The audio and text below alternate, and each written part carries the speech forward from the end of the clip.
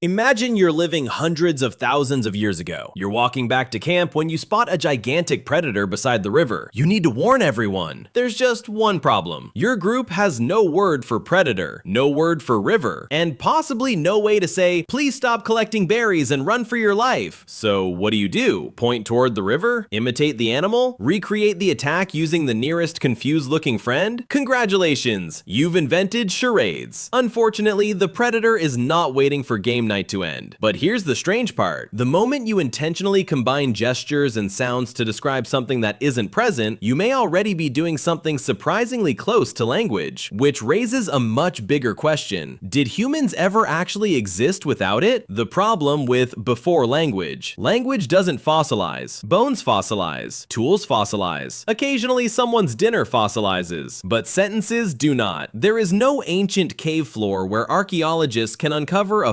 400,000-year-old conversation sitting beneath a layer of dirt. That makes finding the first language almost impossible. And we should separate language from communication. A scream can communicate fear. Pointing can direct attention. A facial expression can tell someone that the mystery plant they just ate was a terrible decision, usually shortly before they fall over. Language goes further. It uses shared symbols and rules to express ideas, including things that are absent, imaginary, or yet to happen. The startling possibility is that every member of our own species, Homo sapiens, may have already possessed some form of language. To find a truly pre-language world, we may need to look much further back, at ancestors who weren't quite human yet, and their communication probably wasn't just random grunting. It may have been an entire system involving their hands, faces, eyes, mouths, and bodies. Conversation may be older than words. Chimpanzees offer an interesting clue. Wild chimpanzees have been observed using dozens of distinct gestures to achieve goals, such as requesting food, asking another chimp to move, or inviting someone to play. But the most interesting detail isn't the gestures themselves, it's what happens when those gestures fail. A chimp may check whether the other chimp is watching, perform a gesture, and then wait. If nothing happens, it can repeat the signal or try a different one. Once it receives the desired response, it stops. That sequence should sound familiar. Send a message, wait for an answer, notice the misunderstanding, try to clarify. Those are the basic mechanics of conversation, even without vocabulary. Our ancestors may therefore have understood the idea of taking turns and repairing failed communication long before they could discuss where everyone wanted to eat. Although deciding where to eat remains one of language's unsolved problems. The first grammar may have been visible. Now imagine trying to communicate this event without speaking. A woman lifts a rock. Most people begin by representing the woman, then the rock, then the lifting action. Woman, rock, lift. Researchers have found that modern people asked to communicate through pantomime frequently arrange information in this actor, object, action order, even when their normal spoken languages arrange words differently. But something unusual happens when the event becomes confusing. Imagine a woman pushes a boy. Now both characters are capable of doing the pushing. If your gestures aren't carefully organized, the viewer may confuse the attacker with the victim, which is not a minor detail if your group is trying to decide whom to punish. Experiments show that people change their gestural ordering in these reversible situations. In other words, grammar-like structure can appear because people are trying to prevent ambiguity. Early syntax may not have begun when someone invented a complicated grammatical rule. It may have begun when someone got tired of being misunderstood. Our mouths may have practiced before our voices. Hands weren't the only option. Chimpanzees produce a friendly facial behavior called lip smacking. Their mouths open and close approximately 4 times per second. Human speech follows a remarkably similar rhythm. Across languages, we generally produce several syllables per second. Even during silent primate lip smacking, structures including the tongue and hyoid move rhythmically. This has led researchers to propose a fascinating possibility. The rhythm of speech may be older than speech itself. A visual mouth signal could have existed first. Controlled vocal sound may have been added later. Instead of speech appearing from nowhere, evolution may have taken an existing facial rhythm and turned up the volume. But those early voices might have sounded extremely strange. Some ancestors may have had inflated inflatable throats. A 3.3 million-year-old Australopithecus afarensis child discovered in Ethiopia preserved an extremely rare bone from the throat called the hyoid. Its shape was more like that of an African ape than a modern human. That shape suggests these ancestors may have possessed laryngeal air sacs, inflatable cavities connected to the vocal tract. Modern humans don't have them. Computer models and listening experiments suggest that air sacs can make different vowel-like articulations harder to distinguish. They alter the resonances of the vocal tract, making separate sounds more acoustically similar. So our distant ancestors may have produced powerful, resonant calls, while struggling to create the clear sound contrasts used in speech. One anatomical change that helped language may therefore have involved losing something rather than gaining it. Evolution apparently looked at the inflatable throat attachment and decided it was interfering with the conversation. Sounds could carry meaning without words, but a limited voice doesn't mean a useless voice. In one experiment, people invented non-verbal sounds for meanings such as sleep, hunt, fire, knife, big, small, one, and many. No real words were permitted. Those recordings were then played to people speaking 28 different languages from 12 language families. Their average accuracy was far above chance. The sound for sleep was especially recognizable. More abstract ideas such as that were considerably harder. This may reveal a possible route toward vocabulary. Concrete actions could be imitated. An animal might be represented by its call. Size could be expressed through pitch or intensity. Repetition could communicate many. The earliest sound symbols may have worked because their meanings were partially guessable. Abstract concepts would have required something else. Agreement. A private joke can become a word. Suppose you act out an entire deer every time you want to communicate deer. You place imaginary antlers above your head. Pretend to walk on 4 legs. Maybe eat some imaginary grass. It works, but it takes forever. After your group sees the performance repeatedly, you can shorten it. Soon, 2 fingers above your head are enough. Eventually, the gesture may become so reduced that an outsider has no idea what it means. Experiments show this happening remarkably quickly. When pairs repeatedly communicated using silent gestures, their signals became shorter, smaller, and faster, while their accuracy improved. The gesture became less obvious but more efficient because both people now shared its history. That is a crucial step toward language. A signal no longer needs to resemble its meaning. It only needs to mean the same thing to everyone who uses it. Tools may have pushed communication forward. Stone tool making created another problem. Producing a sophisticated tool can require a precise series of strikes, rotations, and adjustments. Simply watching an expert may not reveal why each step matters. Experiments comparing different teaching methods found that gesture could be more effective than speech alone for transmitting flint-knapping skills. The strongest communication combined demonstration, gesture, and speech. Early communication may therefore have been multimodal. A teacher could position someone's hands, point at the correct striking surface, demonstrate the movement, and add a recognizable sound. Language didn't necessarily replace gesture. Speech and gesture may have evolved together because each was useful for different information. We still communicate this way today. Try explaining how to tie a complicated knot while keeping your hands completely still. It feels almost impossible. By the time Neanderthals arrived, the transition may have been over. Neanderthals possessed a hyoid bone extremely similar to ours. Digital reconstructions of their ears suggest that they could hear across a frequency range suitable for an efficient speech system. They even shared the 2 famous human-like changes in the gene, FOXP2, which contributes to the neural control involved in speech. None of this can prove that Neanderthals discussed tomorrow's weather or complained about whose turn it was to clean the cave. Although someone was probably complaining about something. A speech-capable body does not automatically prove the existence of language, but it makes the old image of primitive, barely articulate Neanderthals increasingly difficult to defend. The physical foundations of speech may have existed before modern humans appeared. So, how did ancient humans talk before language existed? Possibly with deliberate gestures, facial rhythms, recognizable noises, imitation, demonstrations, and shared signals that became shorter over time. But the most honest answer is even stranger. Ancient humans may not have existed before language. Language wasn't necessarily invented one evening when a particularly clever ancestor assigned names to everything around the campfire. Its components likely accumulated gradually. First came the ability to signal intentionally, then to take turns, to notice misunderstandings, to imitate actions, to organize information, to create shared conventions, and eventually to combine symbols into messages of almost unlimited complexity. There may never have been one first word. There may only have been millions of increasingly successful attempts to be understood. And somewhere along that path, without anyone noticing, communication became language. If you had to warn an entire group about a predator with without using words, what signal would you invent? Choose carefully. Everyone's survival, and possibly the invention of language, depends on it.